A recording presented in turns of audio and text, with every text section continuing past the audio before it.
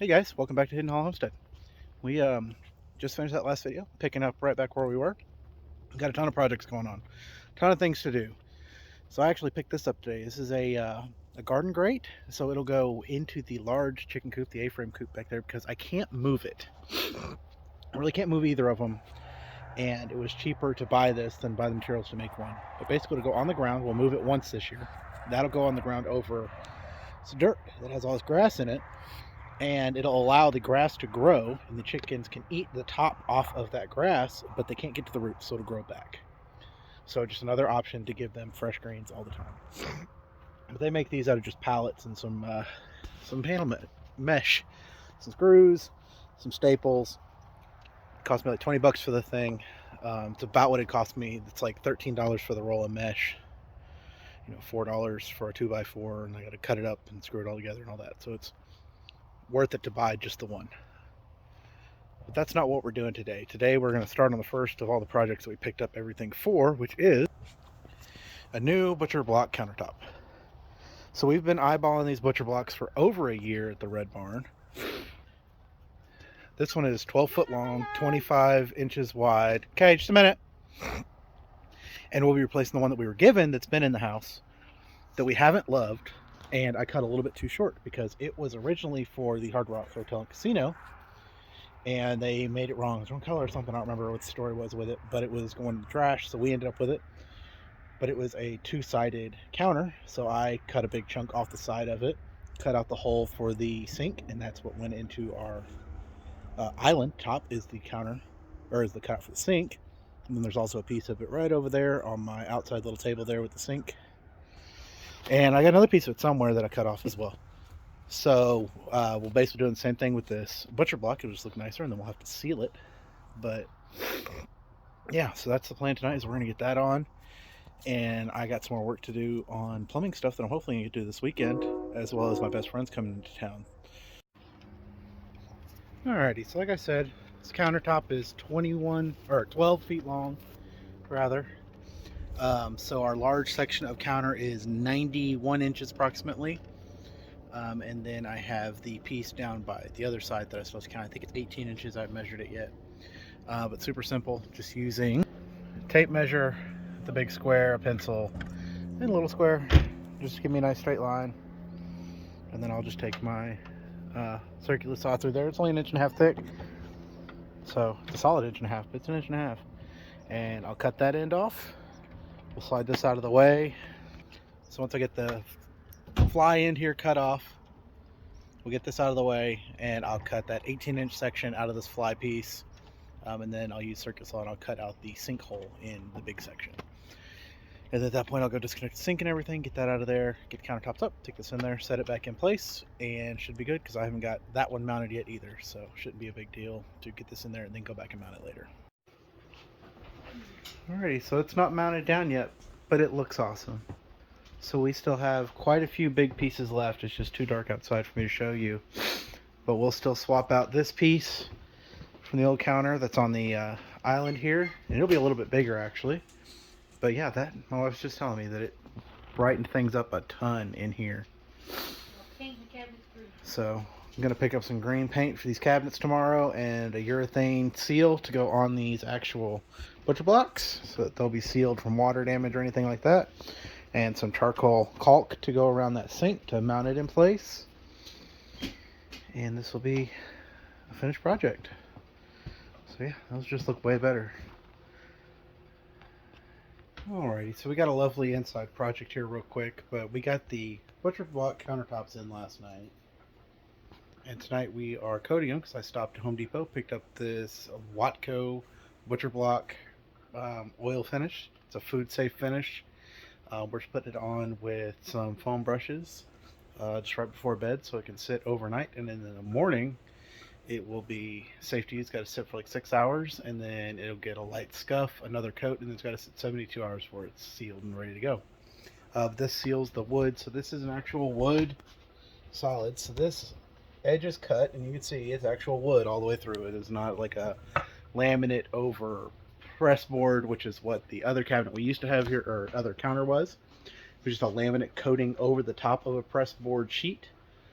So this is actual wood all the way through. It's all been laminated together. It's super sturdy, super heavy, 1.5 inch thick. And yeah, we're gonna get this food safe coating on there. So theoretically, once we got this coating finished, you wipe it down with soapy water, dry it off, and we could cut directly onto the countertop. It's not necessarily the best idea because it'll cut into the coating, but you can. It's an option. So as long as you're careful, I guess we could use it just straight as a cutting board. But yeah, we're gonna get this thing coated up, and then we'll have another project knocked off the list.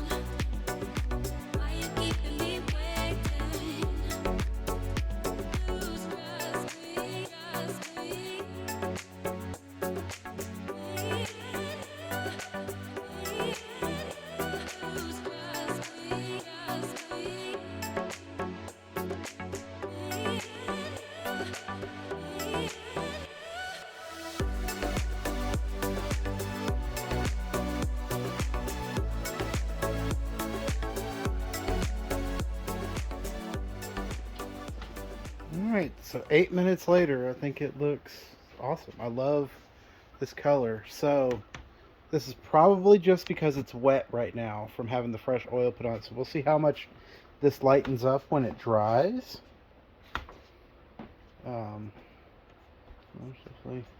These spots were a little heavy, but we are also doing the cabinets. We're getting repainted this color. We're moving away from the blue and going to a more of a green.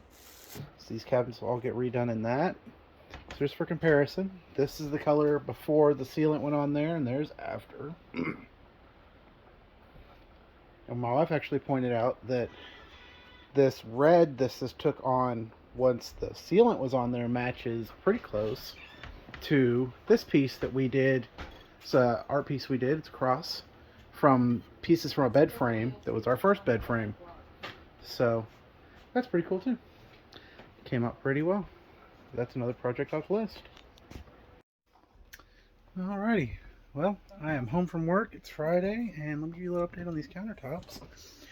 So my wife got them the second coat of seal on them this morning. You can see it drying on there. So they got scuffed after sitting overnight. So we did them last night, and then she scuffed them this morning. And then put another coat on there, and they'll have to sit for, what is it, 72 hours? Yeah. So they have to sit for 3 days, and then they'll be ready to use like normal cabinets. And then she repainted everything. So it's this nice sage green color now. You seem to like a lot more. Yes. Do you not like it? Yeah, I do like it. I'm just saying you said you liked it a whole lot. So, yeah, looks good. We're going to get started on working on this pantry next. So you can see the color differential here from these to, this is the original. This is what it looked like. It was raw. So it's a fair bit darker and more red. You can really see it better on that side than it was. So, but now we're going to start working on the pantry. So we'll have to trim the boards off, but we're just putting plywood up in here all the way around. So we gotta get this washer and dryer out of here still, but we're gonna get the walls in here. So there will be a water heater that goes right here, and then this whole area over here will be shelves. So I'm gonna get this out, and we're gonna start on cutting this stuff up and getting it up in here. Alrighty, so it is the next morning, and we got quite a bit done. So this wall is done. The panel that'll go under our electrical panel, it's actually, I've got it so I can remove it. So if I need to add wires or breakers or anything later or in the future, I can just pop it out and do that. But the plug that all our internet and everything runs on goes through that. This wall's all in. We haven't done the front wall yet. And I've got to cut just the last piece to go on this side with 2 outlets in it and get that screwed in. And then we got to put a whole bunch of screws because there's pretty much just a couple screws across the top and bottom of all of these. But right now, what we're actually doing is cleaning out the dryer. So if you have a dryer, it has a lint trap. This is the inside of our lint trap. So it has this little filter. Yeah, you clean this out every time you dry your clothes, right? Well, this is what all is inside that. And that's what all was inside below it, along with all that.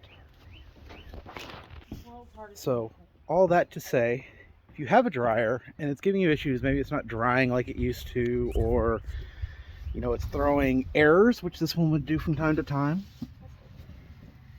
take it apart. I know that sounds like a daunting thing for me to say, but it is, in this particular dryer, it's 12 screws. There's a video on YouTube that'll show you how to do it, but honestly, if you just start looking at things, they're not particularly difficult usually. But one thing I do want to recommend is this. This is the Klein 11-in-1 electrician screwdriver. And I think every homeowner should have one. Even if you don't think you're ever going to fix anything, this screwdriver has 2 Phillips heads, 2 flat heads, 2 Torx bits, and 2 square drive screwdrivers in it. They flip apart. So that flat head just flips over. But then each of these, so that one, there, the whole thing pulls out of the handle, and the other side does the same thing. Each of those all the way through is a different size socket that you'll find on a conventional piece of equipment. So think a washer, a dryer, dishwasher, refrigerator, all that, let alone the Phillips screwdriver and whatnot. So if you're a homeowner, I feel like you should have one. It just makes it way easier. You can pull anything apart you need to, because you'll have the socket right there most of the time for your appliances to clean them and maintain them. So I'm actually headed up to the shop right now so that I can get the air compressor turned on. We can get all that blown out with some compressed air. And then hopefully we can get another wall or 2 up in that pantry before we leave. But my best friend is in town from Fort Worth with his daughter and her team for a winter color guard tournament. So we're gonna go hang out with them today while they do all that stuff. But yeah, I'm gonna get this fired up, we're gonna get that cleaned up, get it put back together real quick. So if you have a dryer and it's giving you issues, it's probably all it needs. It doesn't need to be replaced. It probably needs, as long as it's still spinning and heating, to just have itself cleaned really well. All right, so my stupid chicken over there making a lot of noise. Freaking house chicken. But we got all the walls up in here. It's really hard to smell. This is a little bitty room, so it's really hard to film in here. But there's the water heater in here now. These guys are back in here. So like I said before, there's a plate that'll go over this eventually. And then we're going to run an extension cord up above here for my drill chargers and the internet and all that. But we are now starting with these shelves that are going in here. So these are all 1x12 cedar. More cedar, of course. Got them from the Red Barn we were at earlier. And they actually had the critter swap today.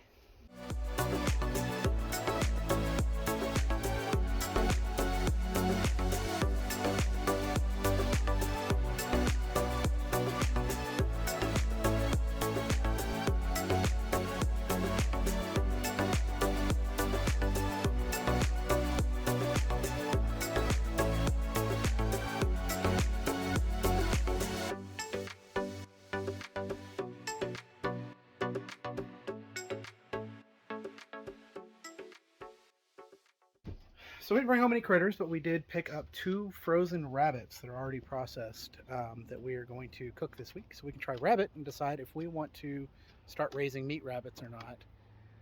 And I think we probably will, because we got the little hutch over there. That one right there, the first coop that the family gave us.